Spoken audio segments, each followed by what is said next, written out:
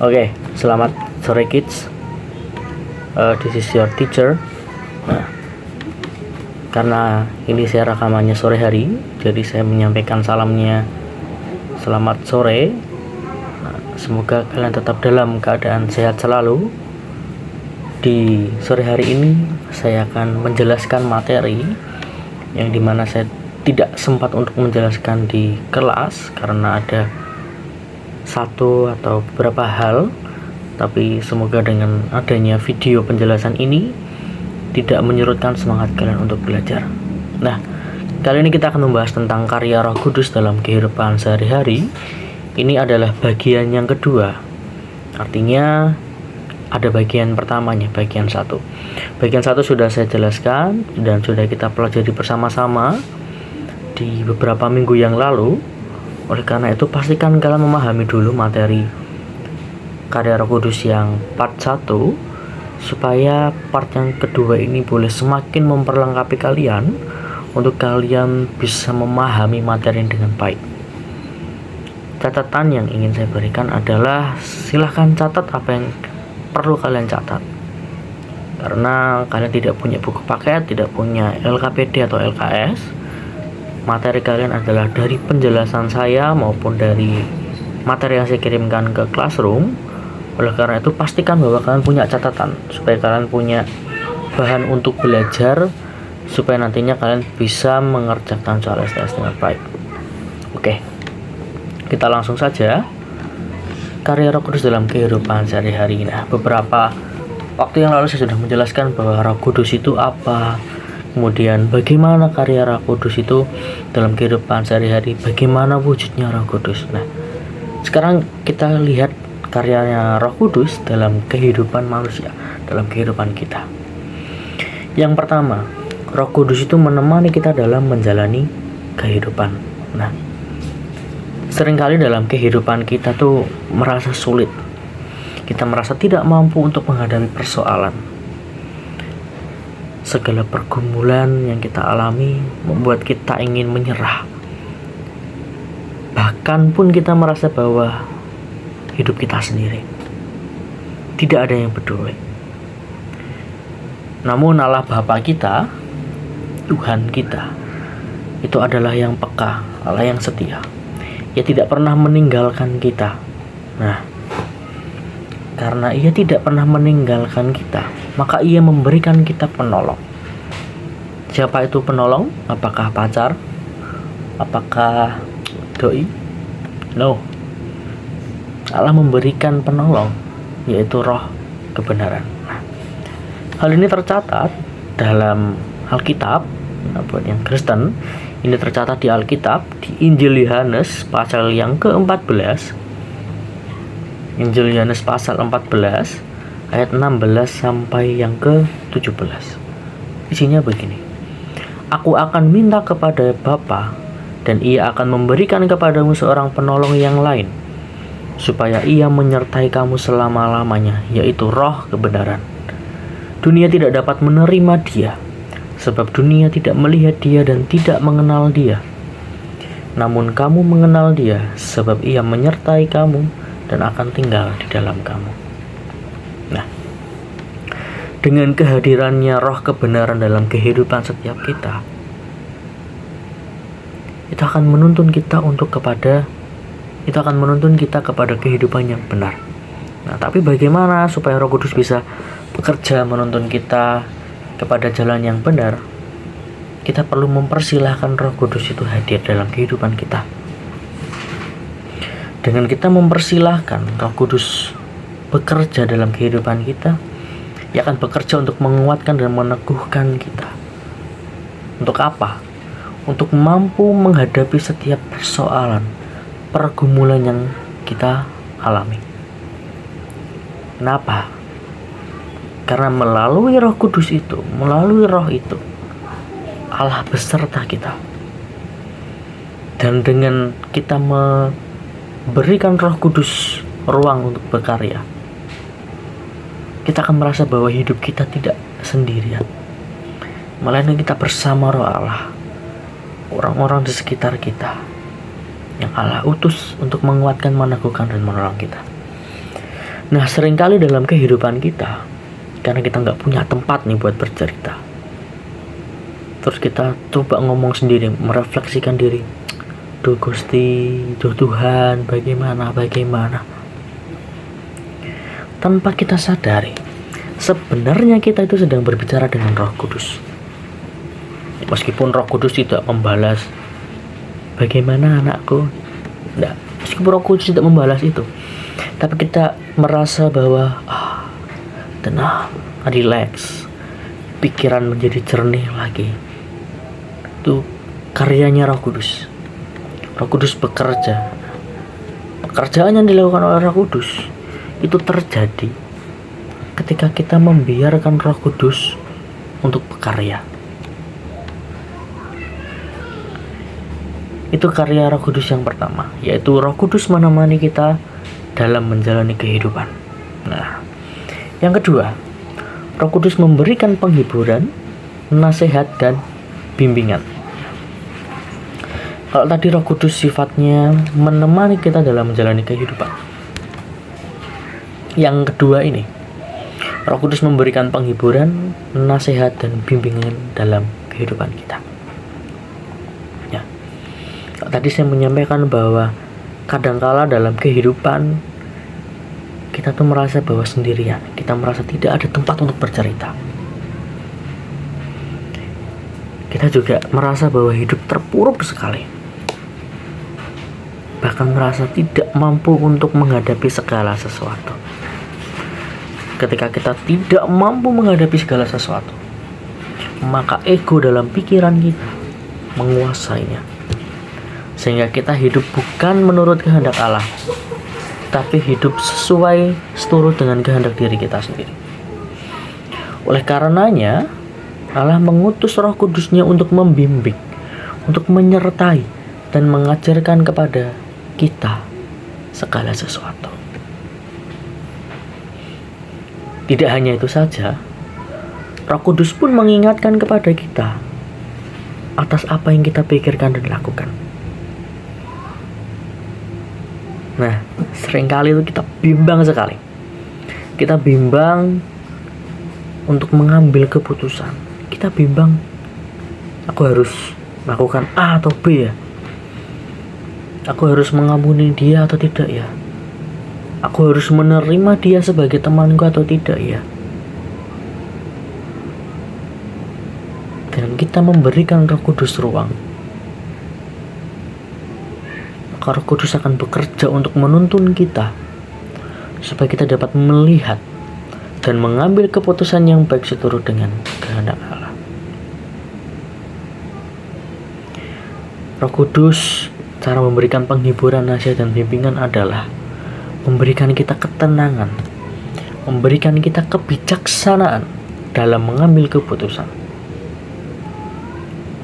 Nah, hal ini pun tercatat dalam Alkitab. Ya, saya pakai referensi Alkitab karena saya tidak menemukan referensi dari agama-agama yang lain. Saya pakai referensi ini hanya untuk pelengkap saja, tidak saya masukkan ke dalam STS. Nah, sebagai pelengkapnya, ini ada di Alkitab, yaitu masih di Injil Yohanes. Injil Yohanes pasal 14 ayat 26 sampai yang ke-27. Isinya begini. Namun penolong, yaitu Roh Kudus, yang akan diutus oleh Bapa dalam namaku, dialah yang akan mengajarkan segala sesuatu kepadamu dan mengingatkan kamu akan semua yang telah kukatakan kepadamu. Damai sejahtera-Ku tinggalkan bagimu. Damai sejahtera-Ku kuberikan kepadamu. Dan Aku memberi kamu tidak seperti dunia memberi. Janganlah gelisah dan gentar hatimu. Nah, di ayat ini jelas sekali bahwa Allah mengutus Roh Kudus. Dan Roh Kudus ini yang akan mengajarkan kepada kita segala sesuatu dan mengingatkan kepada kita akan semua hal yang telah dikatakan oleh Allah.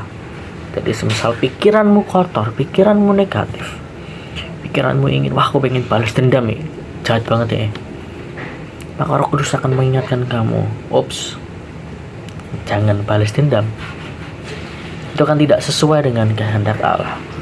Nah, maka kamu punya pikiran-pikiran yang lain, coba nih tak jak ning gacokan be ya, kita ngobrol bareng-bareng begitu supaya bisa memecahkan masalah. Nah, Roh Kudus bisa aja membuat pikiran kita seperti itu. Tujuannya bukan supaya kamu hedon, tapi supaya pikiranmu itu jernih, kamu tidak membalas dendam, tapi kamu memakai cara yang lain supaya kamu bisa menerima dia, memaafkan dia. Begitupun dia merasa bahwa dirinya bersalah, kemudian dia minta maaf dan menyadari semua itu. Makanya dalam Alkitab sangat jelas sekali bahwa jika pipi kananmu ditampar, berikanlah pipi kiri. Artinya adalah bukan suatu kekonyolan, masa pipi kanan dikaplok kayak pipi kiri. Artinya bukan seperti itu. Artinya ialah jika kamu disakiti, janganlah balas dia dengan kesakitan, tapi balaslah dengan kebaikan. Kenapa? Bayangkan, kalau pipi kananmu ditampar, kemudian kamu balas pipi kanannya, terus dia balas lagi, nampar pipi kirimu, kamu balas lagi pipi kiri, karena kamu merasa sakit hati, kamu merasa dendam. Maka apa yang terjadi? Yang terjadi adalah pertengkaran itu, lingkaran itu tidak akan pernah selesai. Fine, mungkin kalau pada hari itu selesai, terus kemudian hari tidak diungkit lagi. Tapi kalau semisal di kemudian hari diungkit lagi, maka perasaan dendam itu akan ada lagi dan akan membalaskan dendam itu, entah itu menampar, entah itu mukul, ataupun tindakan-tindakan yang lain. Sedangkan berbeda kalau pipi kananmu ditampar, sisan, maka dia yang melakukan hal yang jahat itu akan berpikir, kamu itu tak tampar, masa kamu ngasih ke pipimu satunya, aneh banget sih kamu, udahlah gak jadi.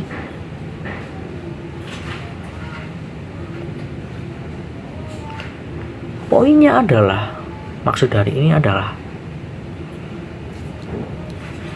yuk putus rantai hal-hal yang negatif dengan hal yang positif.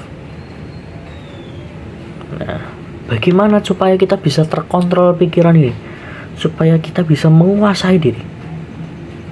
Tentu kita harus membiarkan Roh Kudus bekerja dalam kehidupan kita.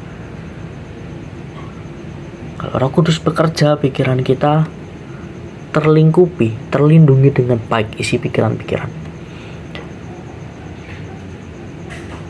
Oke, gitu ya. Yang ketiga, kita akan memahami bahwa Roh Kudus itu memperbarui hidup kita. Nah, bagaimana caranya kok Roh Kudus bisa memperbarui hidup kita? Nah, yang pertama perlu kita pahami bahwa semua yang ada di kehidupan kita itu semua perlu di-upgrade, semua perlu diperbarui. Saya yakin pasti HP kalian pasti ada pembaruan, entah itu pembaruan sistem operasi, pembaruan aplikasi, ataupun pembaruan yang lain. Kalau pembaruan aplikasi itu random, terserah developernya, bisa sehari sekali, bisa 1 bulan sekali, atau beberapa kali. Tujuannya apa? Tujuannya untuk memperbaiki, supaya aplikasi, supaya sistemnya lebih baik, supaya aplikasi, supaya sistemnya itu lebih terjaga, lebih terlindungi data pribadimu. Apakah itu akan membuat sulit hidupmu? Tidak. Justru dengan pembaruan itu, kamu akan memiliki fitur-fitur yang baru, akan memiliki pengalaman penggunaan HP atau sosial media dengan baik. sesuai dengan perkembangannya. Nah, begitupun dengan kehidupan kita. Perlu adanya pembaruan. Apakah kita harus menginstal Playstore dalam diri kita? Tidak. Kita bisa diperbarui dengan kita membiarkan Roh Kudus, dengan kita menyerahkan diri untuk dipimpin oleh Roh Kudus. Bagaimana caranya? Yang pertama, kita harus setia berdoa.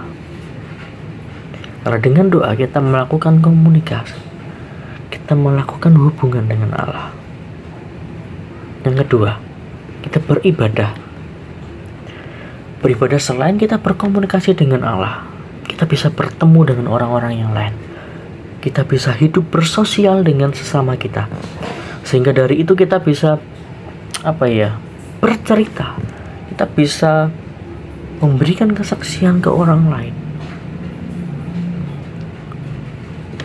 melalui ibadah.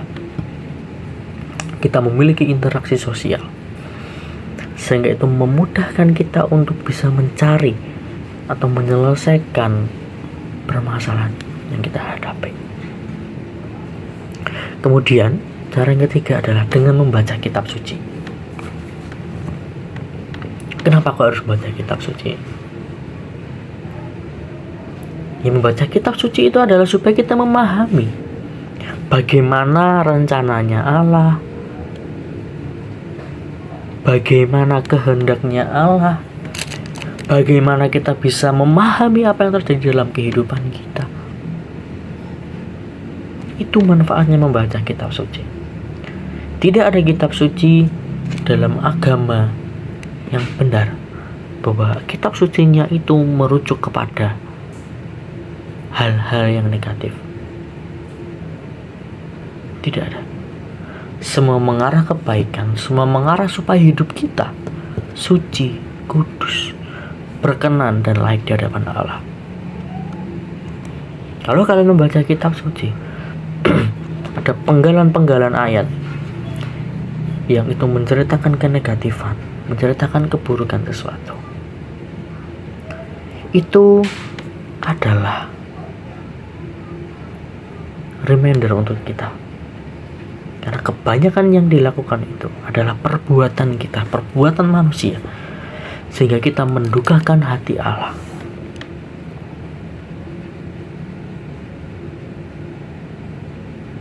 Kemudian, cara yang lain supaya hidup kita bisa diperbagi Roh Kudus adalah dengan menerapkan nilai-nilai Kristiani,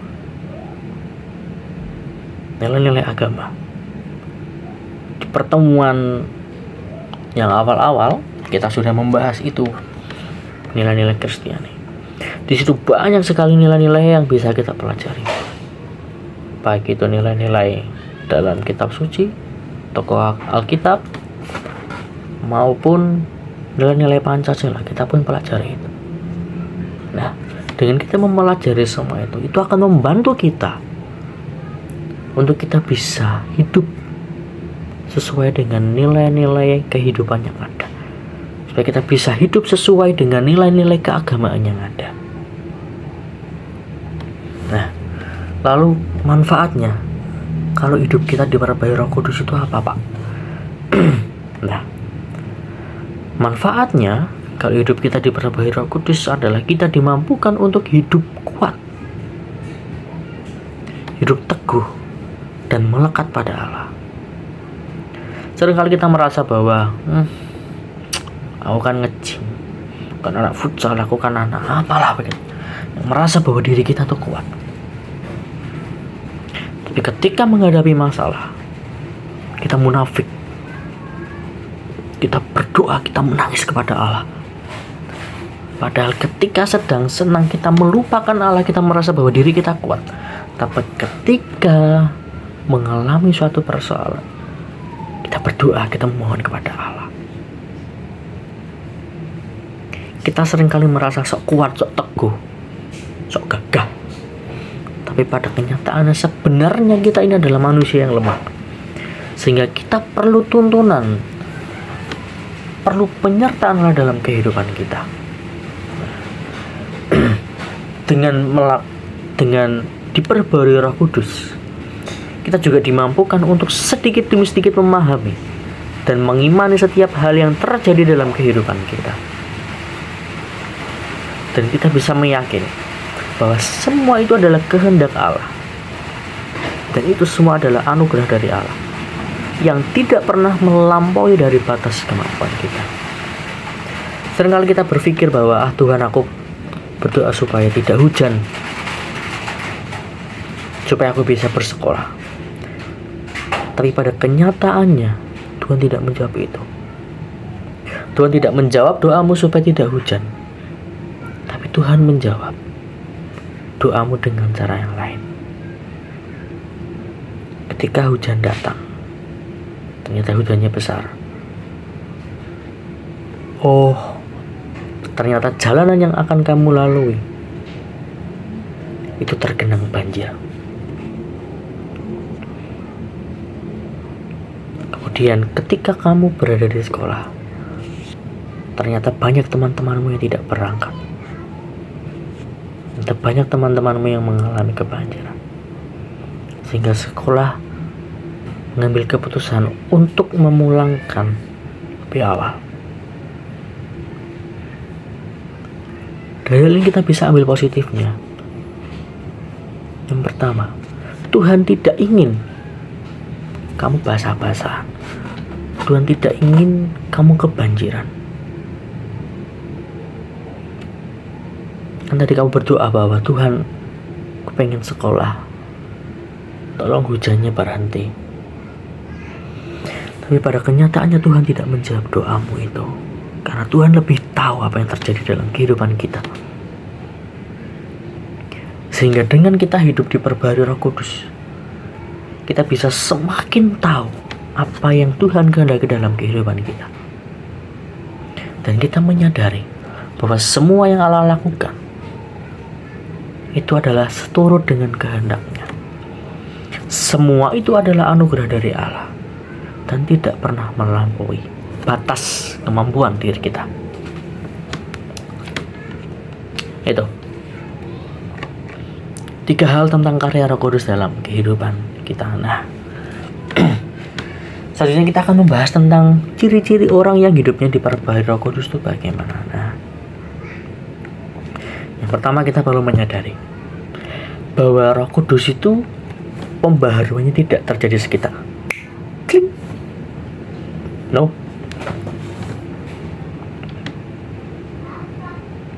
Pembaharuan ini dilakukan secara perlahan, bertahap,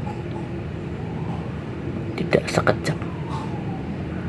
Dan Roh Kudus akan membentuk kita untuk menjadi pribadi yang baru, ciptaan yang baru, manusia baru yang hidupnya dalam roh dan mampu menolak keinginan-keinginan yang tidak baik, keinginan-keinginan yang menyimpang dari ajaran iman.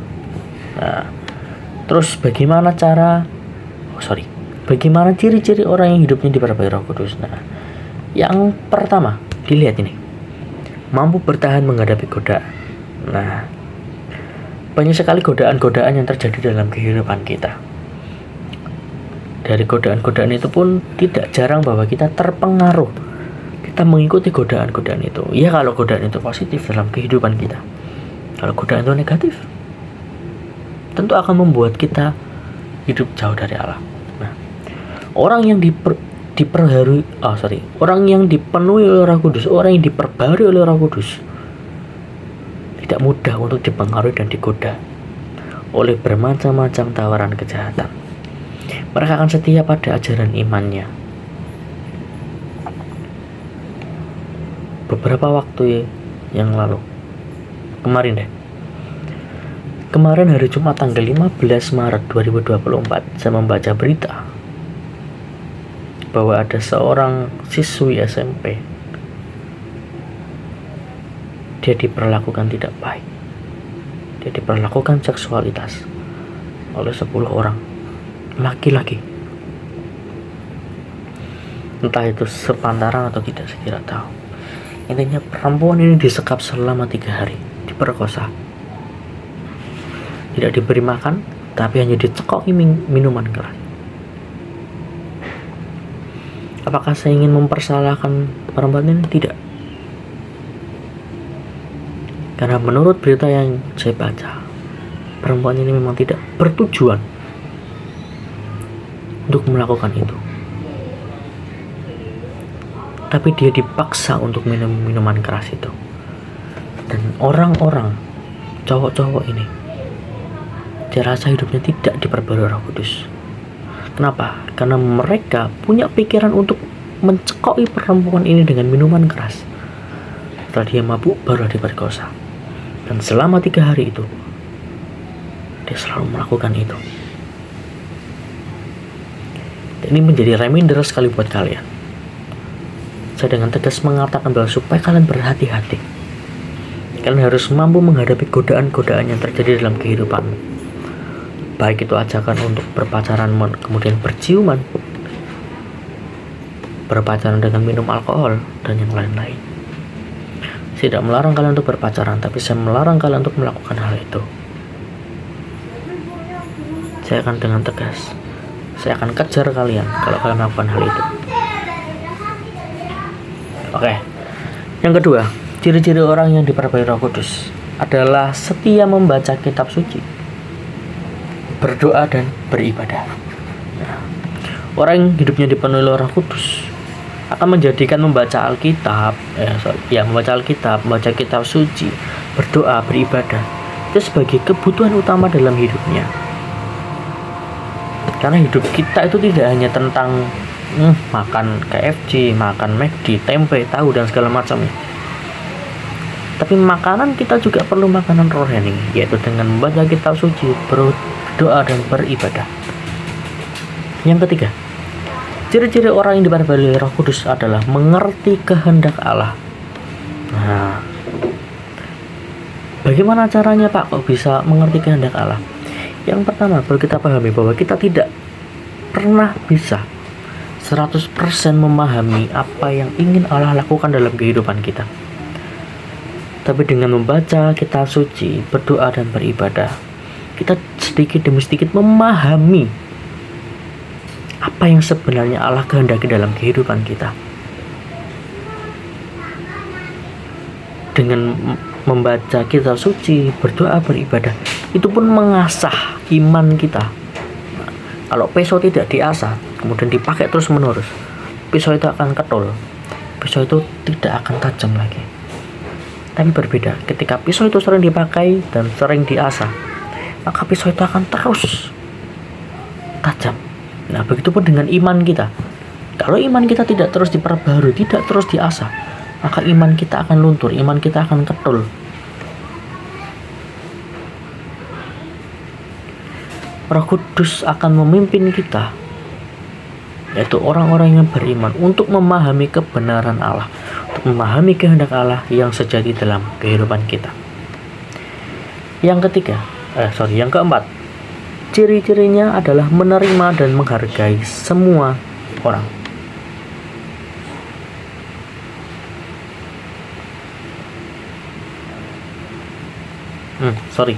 Yang keempat, selalu mengucap syukur dalam segala keadaan. Nah, mengucap syukur dalam segala keadaan. Seringkali kita merasa bahwa kok gini, tidak sesuai dengan keinginanku. Nah, ya berarti kita tidak bersyukur. Tapi orang yang hidupnya diperbarui Roh Kudus, dipenuhi Roh Kudus, akan selalu tergerak untuk mengucap syukur dalam segala situasi dalam kehidupannya. Baik itu susah, senang, sehat, sakit, bahagia, sedih, bersyukur selalu. Karena meyakini bahwa semua yang terjadi adalah kehendak Allah, dan itu tidak pernah melampaui dari pikiran kita. Nah, ada beberapa alasan kenapa kok kita harus bersyukur. Yang pertama, mengucap syukur adalah kehendak Allah, supaya kita senantiasa bersyukur. Yang kedua, mengucap syukur mendatangkan kelegaan dalam hidup, bahwa kita memahami bahwa hidup yang kita jalani ada di dalam tangan Allah. Yang ketiga, mengucap syukur itu baik untuk kesehatan mental kita. Ada banyak penelitian yang membuktikan bahwa orang yang selalu mengucap syukur dalam hidupnya memiliki kepasrahan dan keikhlasan dalam menghadapi setiap persoalan hidup. Mengucap syukur akan menghancurkan energi-energi negatif dalam diri kita. Dari hancurnya energi-energi negatif itu, sehingga muncul energi positif, yaitu optimis. Dan hal ini penting bagi kesehatan mental.